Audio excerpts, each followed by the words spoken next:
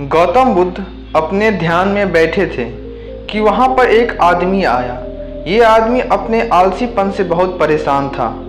आलसी आदमी गौतम बुद्ध से बोला, महात्मा जी मेरी मदद कीजिए, मैं अपने आलस से बहुत परेशान हूँ। आप ही कोई उपाय बताइए जिससे मैं आलसीपन से छुटकारा पा सकूँ। गौतम बुद्ध ने उस आदमी से कहा, पहले मुझे यह बताओ कि तुम्हें पता है कि तुम आलसी हो।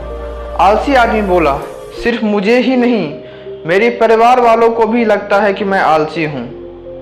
गौतम बुद्ध ने फिर उससे पूछा, क्या तुम जानते हो आलस क्या होता है? आलसी व्यक्ति बोला, नहीं, मैं नहीं जानता, किंतु मैं इतना जरूर जानता हूँ कि आलस बहुत बुरी चीज़ है। इसकी वजह से मुझे बहुत नुकसान हुआ है जीवन में। गौतम बुद्ध बोले, जिस परेशानी से तुम छुटकारा पाना चाहते हो, पहले उसके बारे में पूरी जानकारी ले लो, तो उससे छुटकारा पाना आसान हो जाएगा। आलसी व्यक्ति बोला, भगवान इतनी बुद्धि तो मुझ में नहीं है, आप ही मुझे इस समस्या के बारे में जानकारी दीजिए। गौतम बुद्ध बोले, आलस एक मानसिक अवस्था है, एक विचार है जिसे जाने अनजाने में हम खुद ही जन्म देते हैं। आलस दो मूलभूत कारणों की वजह से जन्म लेता है, एक है शारीरिक और दूसरा है मानसिक।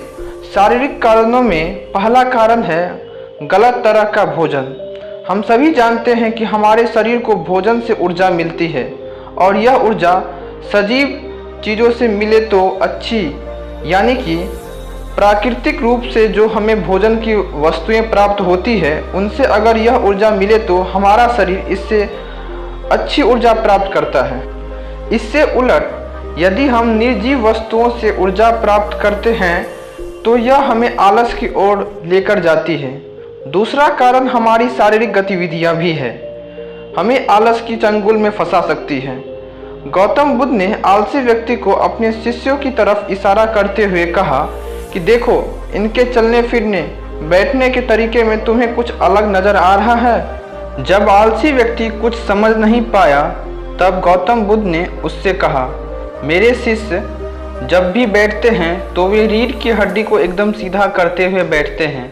चलते हैं तो उनके दोनों पैरों के बीच से संतुलन बना रहता है और जब वो सोते हैं तो उनका शरीर एकदम स्थिर रहता है।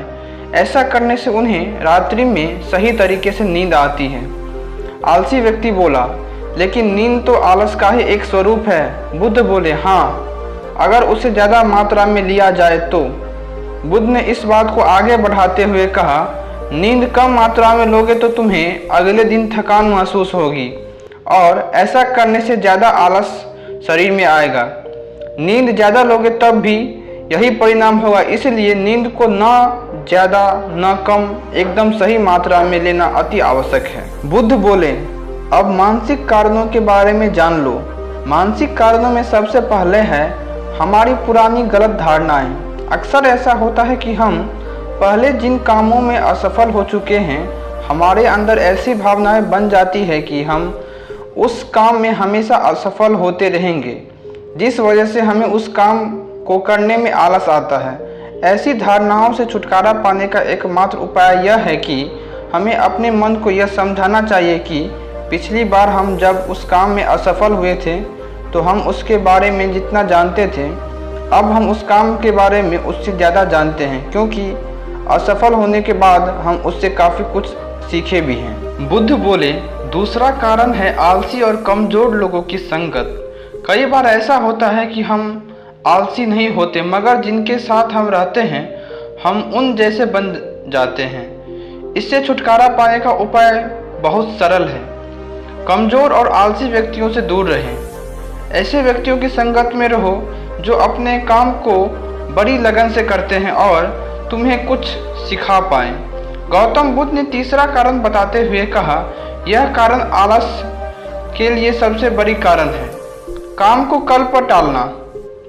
यह कारण इतना शक्तिशाली है कि किसी भी व्यक्ति को बर्बाद कर सकता है। इससे बचने का सबसे आसान उपाय यह है कि जो काम जितनी जल्दी संभव हो उतनी जल्दी कर दिए जाए। गौतम बुद्ध ने आलसी व्यक्ति से एक सवाल पूछा, मान लो तुम किसी रेगिस्तान में फंस गए हो और तुम्हें प्यास लगी हो, तो तुम क्या करोगे? आलसी व्यक्ति बोला, मैं जल्द ही रेगिस्तान के आसपास कोई गांव की तलाश करूंगा या किसी ऐसी जगह की तलाश करूंगा जहां मुझे पानी मिल सके। गौतम बुद्ध बोले, अगर तुम्हें काफ़ी देर ढूंढने पर भी पानी ना मिले तब तुम क्या करोगे? आलसी व्यक्ति बोला, मैं तब भी अपनी तलाश जारी रखूंगा, क्योंकि ऐसी परिस्थिति में मेरे पास कोई और दूसरा विकल्प तो होगा ही नहीं। गौतम बुद्ध बोले, बिल्कुल सही, और यही है मानसिक स्तर पर आलस का चौथा कारण। किसी भी निश्चित लक्ष्य का ना होना, यह भी आलस की ओर लेकर जाता है। अब सुनो पांचवें कारण के बारे में। गौतम बुद्ध बोले, सोचो कि तुम्हारे पास काफ़ी सारे सोने के दागिने हैं जो तुम्हें एक जगह से दूसरी जगह लेकर जाना है। तुम चलते चलते थक जाते हो और किसी पेड़ के नीचे बैठ जाते हो।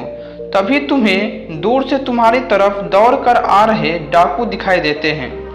तो क्या तब भी तुम आलस करके वहीं बैठे रहोगे या ऐसी परिस्थिति में तुम वहां से उठकर दौड़ने लगोगे? आलसी व्यक्ति बोला, जी मुझे वहां से दौड़ना ही पड़ेगा, नहीं तो मेरी जान और सोने के दागिने दोनों खतरे में पड़ जाएंगे। बुद्ध बोले, यानी कि तुम्हारे पास एक ठोस वजह है दौड़ने के लिए। यही है आलस का पांचवा कारण, किसी भी काम के लिए ठोस वजह का ना होना। आलसी व्यक्ति महात्मा बुद्ध की बातों से संतुष्ट हुआ।